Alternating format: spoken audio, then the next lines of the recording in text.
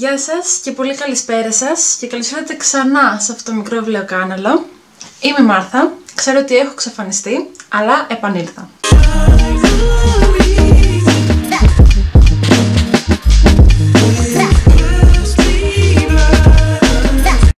Αυτή τη φορά δεν θα σας τρελάνω με δικαιολογίες γιατί εξαφανίστηκα. Γενικά ξέρετε πλέον ότι το YouTube δεν είναι και πολύ στις πρώτες μου προτεραιότητες λόγω σπουδών, δουλειάς, κουλπού. Αλλά το μουρμούρισα εδώ και καιρό ότι θέλω να κάνω βίντεο γιατί έχω διαβάσει αρκετά βιβλία τον τελευταίο καιρό. Και το λέω τελευταίο καιρό ενώ το τελευταίο δίμηνο, τρίμηνο, και ήθελα να σας μιλήσω για αυτά τα βιβλία. Η αλήθεια είναι ότι έχω πάρα πολλές ιδέες για επόμενο βίντεο, τις οποίες ίσως θα σας αναφέρω μέσα στη διάρκεια τέλος πάντων αυτού εδώ του βίντεο για να μου πείτε και εσείς τη γνώμη σας. Αλλά τέλος πάντων θα ξεκινήσω να δείξω τα βιβλία. Τώρα δεν θυμάμαι ποια σειρά ακριβώς τα έχω διαβάσει, οπότε μην με κατακρίνετε γι' αυτό. Στην αρχή είχα προσπαθήσει να διαβάσω ξανά για δεύτερη φορά το «Να ζεις, να αγαπάς και να μαθαίνεις» του Λέο Μπουσκάλια από τις εκδόσεις Γλάρος. Είναι μια παλιά έκδοση αυτή εδώ. Αυτό το βιβλίο το είχα δανειστεί από τη φίλη μου την Αλμπίνα. Γενικά είναι ένα βιβλίο το οποίο θυμάμαι ότι ήταν από τα πρώτα που είχα διαβάσει γενικά στη ζωή μου και με είχε επηρεάσει πάρα πολύ στον τρόπο σκέψης, αν και δεν ξέρω κατά πόσο το είχα καταλάβει 100% γιατί το είχα ξεκινήσει πολύ έφηβη και νομίζω ότι χρειάζεται να είσαι λίγο πιο ενήλικας, να το πω έτσι, για να διαβάσεις αυτό το βιβλίο. Παρ' όλα αυτά θυμάμαι ότι με είχε επηρεάσει, θυμάμαι ότι είχα καταλάβει έτσι πολλά πράγματα λίγο διαφορετικά. Και είπα να το ξαναδώ λίγο αυτό το βιβλίο. Η αλήθεια είναι ότι δεν το τελείωσα, το έφτασα μέχρι τη μέση.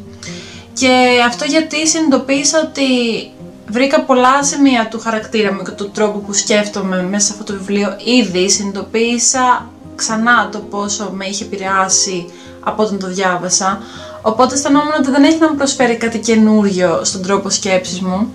Και γι' αυτό το παράτησα. Αυτό φυσικά δεν σημαίνει ότι δεν σας το προτείνω σε περίπτωση που έχετε ανάγκη από ένα βιβλίο αυτοβελτίωσης χωρίς να λέει μέσα μπουρδες.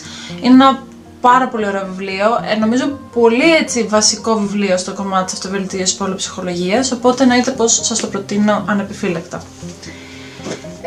Το επόμενο βιβλίο που νομίζω ότι διάβασα είναι της Sally Rooney, το Normal People, το οποίο εγώ το έχω στα αγγλικά. Διάβασα το βιβλίο και έπειτα είδα και τη σειρά στο BBC και μπορώ να πω ότι μου άρεσε πάρα πολύ. Είναι μικρό και η αλήθεια είναι ότι δεν περίμενα ότι η Sally Rooney θα γράφει τόσο ωραία. Γενικά, επειδή όπως ξέρετε προφανώς τα αγγλικά δεν είναι η πρώτη μου γλώσσα, οπότε γενικά εκτιμώ πάρα πολύ όταν ένα βιβλίο στα αγγλικά ρέει τόσο γρήγορα, γιατί αυτό σημαίνει ότι η συγγραφέας γράφει πάρα πολύ όμορφα, για τα δικά μου γούστα τουλάχιστον, και σημαίνει ότι έχει μια πάρα πολύ ωραία πλοκή. Και αυτό το βιβλίο έρεε πάρα πολύ όμορφα. Έφυγε πάρα πολύ γρήγορα, δεν κατάλαβα καν πότε το τελείωσα. Οι πιο πολλοί στο YouTube και στο Instagram, βασικά 2-3 κριτικές που έχω δει, αναφέρουν ότι μιλάει για μια τοξική σχέση. Εγώ δεν την εξέλαβα τόσο τοξική τη σχέση που αναφέρει εδώ το βιβλίο. Πρόκειται για τον Κονέλ και τη Μαριάν, οι οποίοι μεγαλώνουν τέλος πάντων στην ίδια μικρή πόλη της Ιρλανδίας και στην ουσία ερωτεύονται μεταξύ τους. Απλά νομίζω ότι ο λόγος που αυτό το βιβλίο υπάρχει και είναι τόσο σε αυτό το μέγεθος είναι γιατί αυτά τα δύο παιδιά δεν αποδέχονται ποτέ και δεν παραδέχονται βασικά, ίσως και στον ίδιο τους τον εαυτό, ότι είναι ερωτευμένοι με το άλλο άτομο, τέλος πάντων. Ότι δεν μπορούν να αποδεχτούν τον έρωτα για την αγάπη που αισθάνονται για το άλλο άτομο. Υπάρχουν φυσικά τοξικά σημεία μέσα σε αυτό το βιβλίο, αλλά αυτά νομίζω πιο πολύ εδράζονται στο κομμάτι του πώς αντιλαμβάνονται τις σχέσεις σε πρώτο στάδιο. Και δεύτερον, στο κομμάτι της οικογένειας της Μαριάν, για την οποία εγώ θα ήθελα να μάθω πολύ περισσότερα πράγματα από όσα μου δίνει το βιβλίο, επειδή υπάρχουν πολλά προβληματάκια σε αυτή την οικογένεια. Αλλά η Sally Rooney δεν μου έκανε το χατήρι να μου πει τι γίνεται με αυτή την οικογένεια. Τέλος πάντων, δεν θέλω να σας κάνω spoiler για το τι συμβαίνει στο τέλος. Γενικά, εμένα αυτό το βιβλίο μου άρεσε πάρα πολύ. Θα ήταν πολύ μικρότερο αν αυτά τα δύο παιδιά απλώς κατέληγαν μαζί. Αλλά τέλος πάντων, το έβαλα 4 στα 5. Το προτείνω ανεπιφύλακτα. Η σειρά είναι καταπληκτική, παίζουν υπέροχοι ηθοποιοί, να τη δείτε. Μου έχουν πει επίσης να διαβάσω και το Conversations with Friends, το οποίο λέγεται συζητήσεις με φίλους και νομίζω είναι από τις εκδόσεις Πατάκη στα ελληνικά. Οπότε θα το πάρω σίγουρα και αυτό να το διαβάσω, γιατί θέλω να δω και τη σειρά. Μετά ήρθε μια περίοδος στην οποία διάβασα 2 εξαιρετικά βιβλία, τα οποία όλος τυχαίως είχαν να κάνουν με την ψυχική υγεία και εκεί εδράζονται και οι ιδέες που σας έλεγα για επόμενο βίντεο. Το πρώτο βιβλίο το οποίο διάβασα πάνω στην ψυχική υγεία το βρήκα τελείως τυχαία στη βιβλιοθήκη του Πανεπιστημίου εδώ και δεν περίμενα καν ότι θα αποτελέσει το αγαπημένο μου βιβλίο για το πρώτο εξάμηνο του 2022 και είναι το This book will change your mind about mental health του Nathan Filer ή Filer. Εγώ αγοράζω το Filer, οπότε τον λέω Nathan Filer. Είναι ο συγκεκριμένος συγγραφέας, υπήρξε ψυχιατρικός νοσοκόμος στον NHS, τέλος πάντων στο σύστημα υγείας εδώ της Αγγλίας. Γενικά αυτό το βιβλίο αφορά κατά βάση του πώς αντιμετωπίζει την ψυχική υγεία εδώ στην Αγγλία, κάτι το οποίο μου ήρθε πάρα πολύ βολικά γιατί μένω στην Αγγλία αυτή τη στιγμή, ασχολούμαι με την ψυχική υγεία, οπότε ήταν πάρα πολύ διαφωτιστικό για μένα αυτό το βιβλίο.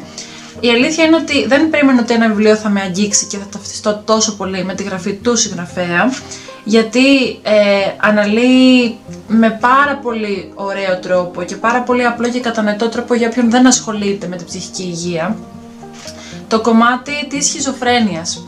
Αυτό το βιβλίο κανονικά ξεκίνησε με έναν άλλο τίτλο που λεγόταν The Heartland of Schizophrenia, νομίζω ότι αυτός ήταν ο τίτλος, και βγάζει νόημα γιατί τώρα σε αυτό το τίτλο είναι λίγο πιο γενικό το κομμάτι της ψυχικής υγείας, αλλά κατά βάση οι περιπτώσεις που περιγράφει ο Nathan Filer είναι ψυχώσεις. Είναι σχιζοφρένεια, είναι σχιζοσυναισθηματική διαταραχή, διπολική διαταραχή με ψυχωτικά στοιχεία και τέλος πάντων είναι διαγνώσεις που αφορούν είτε ψύχωση είτε κάποια άλλη διαταραχή με ψυχωτικά στοιχεία. Και αυτό είναι πάρα πολύ ωραίο γιατί σε πολλές περιπτώσεις περιγράφει πολύ ρεαλιστικά την πλευρά του ανθρώπου που έχει την ψύχωση και εκεί καταλαβαίνεις ακριβώς τη διαφορά του τι είναι διάγνωση και πόσο μεγάλη ταμπέλα είναι μια διάγνωση και πώς το βιώνει ο κάθε άνθρωπος ξεχωριστά. Και αυτό συνδέεται πάρα πολύ και με το επόμενο βιβλίο που διάβασα και θα τα κρατάω μαζί γιατί υπάρχει λόγος που θα τα κρατάω μαζί. Αυτό το βιβλίο που ήρθε μετά από αυτό το βιβλίο είναι το Hidden Valley Road του Robert Collier, το οποίο στα ελληνικά έχει έναν πάρα πολύ κακό τίτλο, δεν ξέρω γιατί το μετέφρασαν έτσι, για μένα ήταν πάρα πολύ κακή επιλογή τίτλου.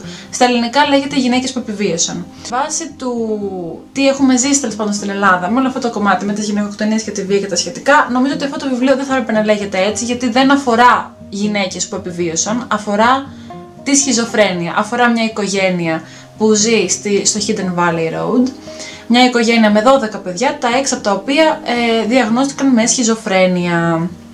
Φυσικά τα 2 κορίτσια της οικογένειας, γιατί από τα 12 παιδιά μόνο τα 2 ήταν κορίτσια, έζησαν πολύ άσχημες στιγμές εξαιτίας των αρσενικών αδερφών τους που διαγνώστηκαν με σχιζοφρένεια, αλλά το βιβλίο αυτό δεν επικεντρώνεται στα κορίτσια που επιβίωσαν από αυτά τα αγόρια, επικεντρώνεται σε πολύ διαφορετικά πράγματα και ο λόγος που δεν μου άρεσε ήταν γιατί ο τίτλος στα ελληνικά, μιλάω για τον τίτλο αυτή τη στιγμή, είναι γιατί είναι τελείως παραπλανητικός.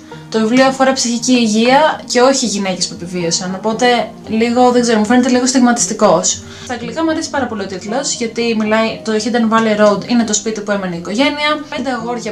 Τα 6 αγόρια που διαγνώστηκαν με σχιζοφρένεια είχαν πάρα πολλά κοινά στοιχεία μεταξύ τους και πάρα πολλές διαφορές εννοείται μεταξύ τους.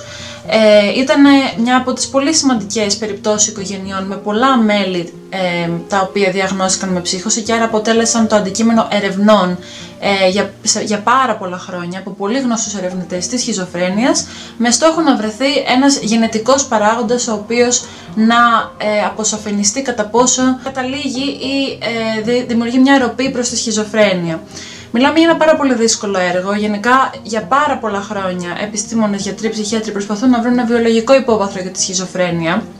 Για τον λόγο το ότι είναι μια διαταραχή η οποία δεν έχει μόνο ψυχικά συμπτώματα, αλλά πολλές φορές τα συμπτώματα της είναι και λίγο πιο σωματικά, νευρολογικά, χωρίς όμως να υπάρχει βιολογικό υπόβαθρο, και αυτό έχει κάνει τους περισσότερους να αναρωτιούνται τι ακριβώς συμβαίνει με τη σχιζοφρένεια. Εδώ βλέπουμε την εξέλιξη αυτών των ερευνών, το πώς αυτή η οικογένεια την οποία περιγράφεται το βιβλίο έδωσε πάρα πολλά δείγματα για να προχωρήσουν οι έρευνες και το πόσο βοήθησε σε αυτές τις έρευνες. Και είναι γενικώς ένα βιβλίο το οποίο λίγο δείχνει την πορεία της προσπάθειας πολλών ετών για να βρεθούν λίγο πιο σταθεροί επιστημονικά αποδεδειγμένοι παράγοντες που να καταλήγουν στη σχιζοφρένεια. Φυσικά θα σας πω με πάρα πολλά απλά λόγια ότι δεν το πολύ κατάφεραν να βρούνε τόσο στιβαρούς παράγοντες, αλλά θα τα πούμε σε άλλο βίντεο αυτά, γιατί σκεφτόμουν να κάνω ένα βίντεο για την ψυχική υγεία και να κάνω και ένα βίντεο για την ψύχωση, βασισμένη φυσικά σε αυτά τα δύο βιβλία. Και αυτός είναι και ο λόγος που, αν θυμάστε, σας είχα βάλει σε κάποια story στο Instagram να μου απαντήσετε λίγο ποια είναι η άποψή σας για την ψύχωση, πώς θα αντιδρούσατε, τι θα ρωτούσατε ένα άτομο με ψύχωση και γενικώς ποια είναι η πρώτη σας σκέψη όταν ακούτε τη λέξη ψύχωση, σχιζοφρένεια. Πείτε μου αν θα σας ενδιέφεραν τέτοια βίντεο, αν και γενικά έχω σκοπό να τα γυρίσω σύντομα, οπότε δεν ξέρω κατά πόσο θα αλλάξω γνώμη. Αλλά πείτε μου αν θα σας ενδιέφερε κάτι τέτοιο σαν περιεχόμενο. Αυτά τα δύο βιβλία έχουν πάρει 5 και τα δύο, γιατί είναι εξαιρετικά και τα προτείνω ανεπιφύλακτα. Γενικώς, αν θα σας ενδιαφέρει η ψυχική υγεία, γενικότερα θα έλεγα αυτό το βιβλίο, αλλά για τη σχιζοφρένεια συγκεκριμένα θα έλεγα να δείτε και τα δύο βιβλία και ιδιαίτερα αυτό εδώ. Μετά από αυτά τα δύο βιβλία, είχα ανάγκη να πάω σε παλιά λιμέρια και να ασχοληθώ με ένα βιβλίο το οποίο μου είχε λείψει πάρα πολύ και το είχα δανεισμένο, και το πρώτο πράγμα που έκανα όταν πήγα Ελλάδα ήταν να το αγοράσω για να το έχω δικό μου, και αυτό είναι του Alain de Botton, η μικρή φιλοσοφία του έρωτα, το οποίο όπως βλέπετε το έχω κάνει γεμάτο σημειώσεις. Το εξωτερικό κομμάτι είναι πολύ διαφορετικό από το εσωτερικό. Στο εσωτερικό δεν υπάρχει σελίδα που να μην έχει σημείωση. Αυτό το βιβλίο σας έχω πει εκατομμύρια φορές σε προηγούμενο βίντεο το πόσο το λατρεύω και το πόσο πολύ έχει μιλήσει στην ψυχούλα μου και στην καρδούλα μου. Δεν θέλω να σας πρίξω ξανά, γιατί ξέρω ότι το έχω αναφέρει άπειρες φορές, απλά διαβάστε το. Αυτό, τελεία. Και πάω παρακάτω.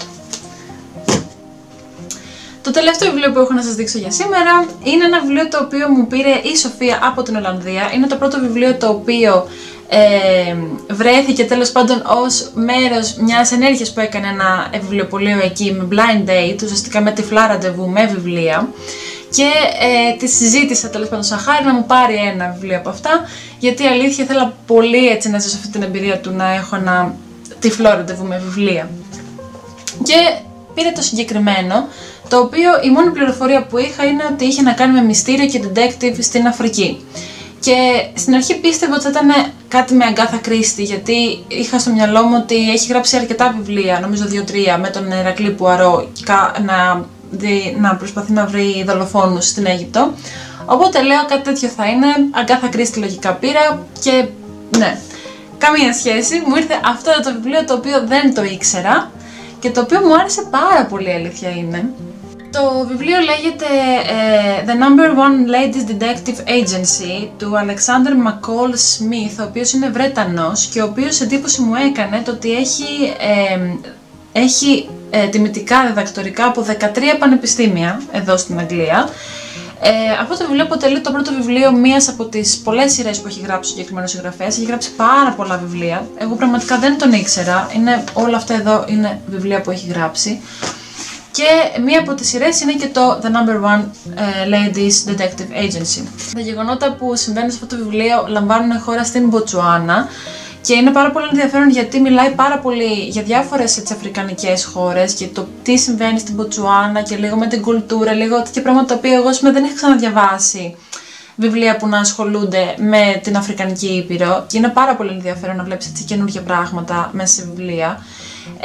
Πρόκειται για την Μα Ραμότσβε, την οποία βλέπουμε λίγο τη ζωή της και τι συνέβαινε πριν ανοίξει το γραφείο detective που άνοιξε τελικά στην ενήλικη ζωή της. Βλέπουμε λίγο τη σχέση της με τον μπαμπά της, το πώς μεγάλωσε, τι συνέβη με τη μητέρα της, τι την έκανε να ανοίξει το γραφείο, και έπειτα βλέπουμε και τις πρώτες περιπτώσεις που έπρεπε να εξιχνιάσει, τέλος πάντων τα πρώτα μυστήρια που έπρεπε να εξιχνιάσει, τα οποία είναι πολύ απλά, δηλαδή είναι πολύ μικρές ιστοριούλες και πολύ έτσι απλά μυστήρια που έπρεπε κάπως να βρει τη λύση τους, τέλος πάντων. Θα πω ότι είναι ένα πολύ ωραίο βιβλίο για καλοκαίρι, είναι πολύ απλά γραμμένο, ακόμα και στα αγγλικά, δηλαδή είναι σαν να το έχει γράψει παιδί. Είναι πολύ χαριτωμένο, πολύ γλυκό και πολύ απλό στη ροή του, στην πλοκή του, σε όλα. Βγάζει μια αθωότητα αυτό το βιβλίο στον τρόπο που αντιλαμβάνονται, στον τρόπο βασικά που συμπεριφέρονται οι άνθρωποι μέσα σε αυτό το βιβλίο, γι' αυτό μου άρεσε πάρα πολύ και το τελείωσα και πάρα πολύ γρήγορα. Νομίζω μια εβδομάδα μου πήρε περίπου να το τελειώσω. Πιστέψτε με, αυτό είναι πολύ λίγος καιρός για την κατάσταση που βρίσκομαι αυτή τη στιγμή. Οπότε ναι, θα πω ότι το έβαλα 3 στα 5. Γιατί δεν μου προσέφερε κάτι καινούργιο, αλλά μου προσέφερε έτσι μια χαλαρή κατάσταση στο σπίτι όταν το διάβαζα. Αυτά ήταν λοιπόν τα βιβλία που διάβασα τον τελευταίο καιρό. Ελπίζω να σας άρεσαν. Αν τα έχετε δει αυτά τα βιβλία, τα έχετε διαβάσει, τα έχετε ακούσει, θέλετε να τα διαβάσετε, πείτε μου στα σχόλια τη γνώμη σας ή γενικώς να συζητήσουμε για βιβλία. Ελπίζω να σας άρεσε το βίντεο και πραγματικά ελπίζω ότι θα γυρίσω πάρα πολύ σύντομα με τα βίντεο που σας είπα ότι έχω στο μυαλό μου. Πραγματικά θέλω να γίνει αυτό πάρα πολύ σύντομα. Ελπίζω να είστε όλοι καλά και υγιείς και τώρα ειδικά το καλοκαίρι να περνάτε πάρα πολύ όμορφα. Φιλάκια πολλά και καλή συνέχεια. Bye!